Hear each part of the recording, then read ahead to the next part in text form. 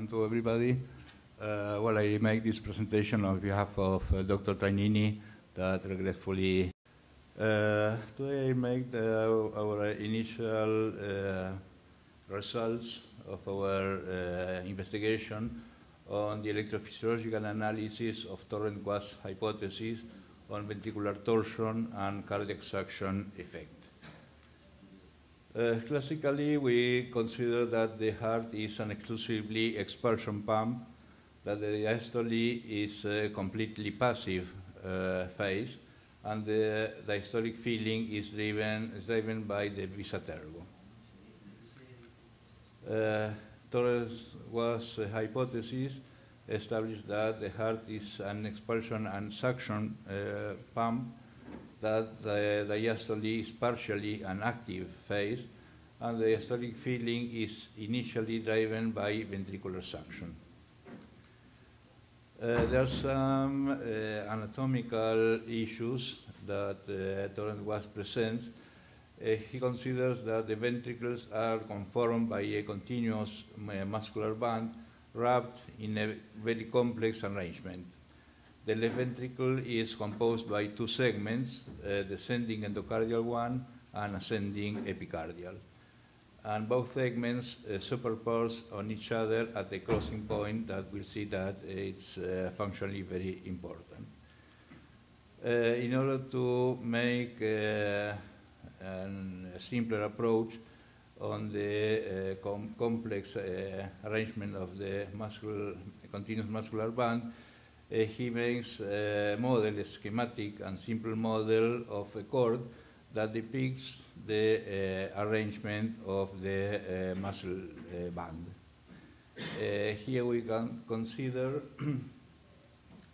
that this is the arrangement of the right ventricle, and this is the left ventricle with the descending, this is an endocardial band or segment, and ascending epicardial band that reaches the aorta.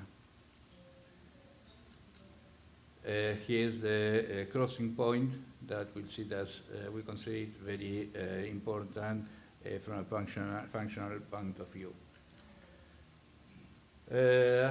The functional basis of his hypothesis consider that there's a very important, in order to explain the torsion of the heart, to consider that there is opposite direction contraction of the basal and apical regions, that this opposite direction contraction will lead to the ventricular torsion. Late systolic activation of the ascending segment generate persisting contraction during the early diastole that creates a negative intraventricular pressure, and this negative intraventricular pressure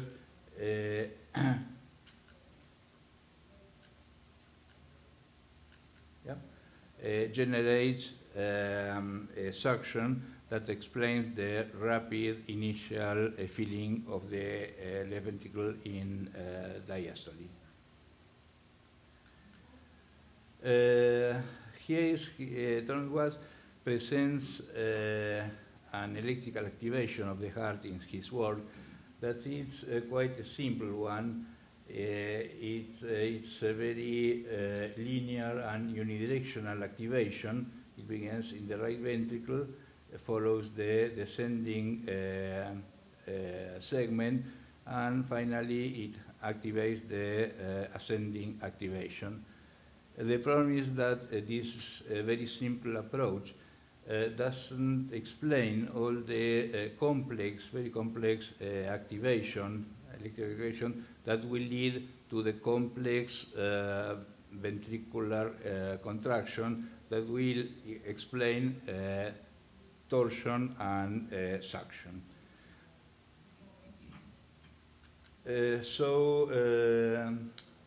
We try to investigate the real activation of the heart. Torrent made his approach based on the electrocardiogram. Now we dispose of the three-dimensional electroanatomic mapping that gives us a very much accurate explanation of the ventricle activation. In order to do that, we again studied 5 patients that underwent epicardial radiofrequency ablation because of due to epicardial circuits. So during doing that, we had to make the electroanatomical map. So we use it in order to study the real activation of the left ventricle. Here we see the endocardial catheter. With that, we map the endocardium of the left ventricle. This is the epicardial catheter that allows us to explore the epicardial aspect of the left ventricle. So we map at the beginning the endocardial aspect of the ventricle, then the epicardial one, and then we merge both images in order to obtain a simultaneous endocardial epicardial activation of the ventricle. Here is the image we get. This is the endocardium. This is a posterior view of the heart. Here's the mitral valve. This is the endocardium of the ventricle, and this is the epicardium. Here we have the time of activation that we correlate with the surface ECG with the endocardial potentials at each time. The blue one is the inactivated ventricle, and the red one is the zone of the ventricle that is activated at that moment. And we try to correlate this complex activation with the simple model of the cord in order to make clear this complex activation. Well, at the beginning we see this is an RAO and LAO views in all the slides that will follow. This is the scheme of the cord. So we have here the endocardium of the left ventricle, the mitral valve, and superimpose the epicardial surface. At the beginning we see that the initial activation is in the endocardial section, in the cardiac part, that corresponds to the descending segment of a torrent wasp. And at that time, we don't have any epicardial activation. In the cord model, we see that the early activation is here at the beginning of the descending segment. Afterwards, the activation follows the endocardial or descending segment in a unidirectional and linear way. But at that moment, we reach the crossing point, so the stimulus passes from the endocardium of the descending segment to the epicardial or the ascending segment. So now see that the stimulus is descending through the endocardial segment to the apex of the ventricle, but also radially to the epicardium. So now we see that the epicardial begins to depolarize. Afterwards, the endocardial, the descending segment follows with his linear activation, but in the epicardial segment, the spread of the stimulus becomes bidirectional. One part goes to the apex, the same as the endocardial one, but the other goes to the basal zone. In the scheme, we see that the activation goes through the endocardial segment to the apex. The same happens with the epicardial segment that goes to the apex, but at the same time, in the epicardial, in the ascending segment, the activation goes upwards. In the following sequence, we see that this process continues. The endocardial spread continues to depolarize the descending segment and it completes it. And in the epicardium, we see that the ventricle becomes almost completely activated.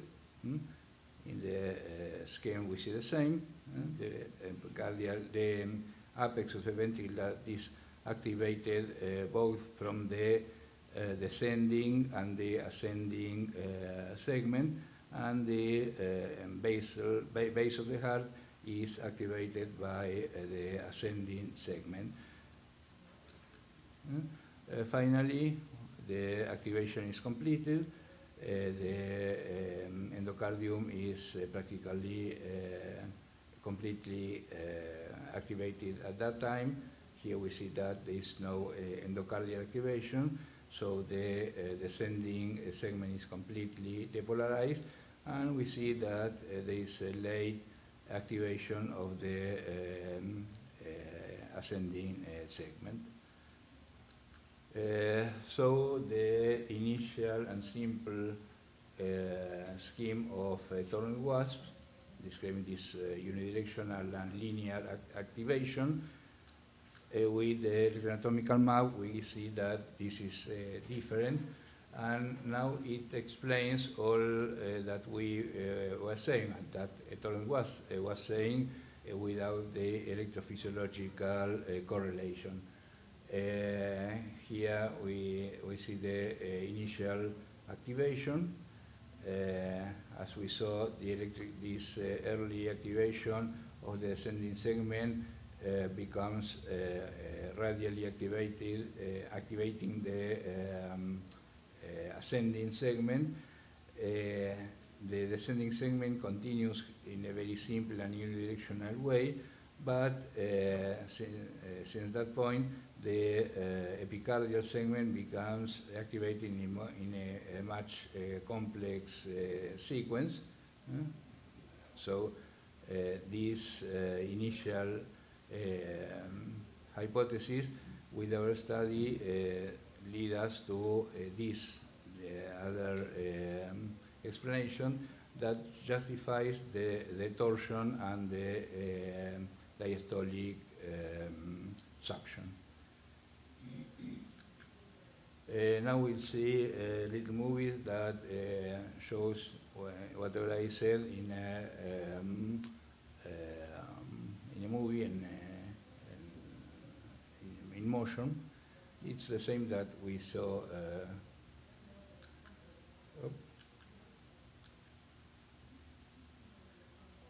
What happens with the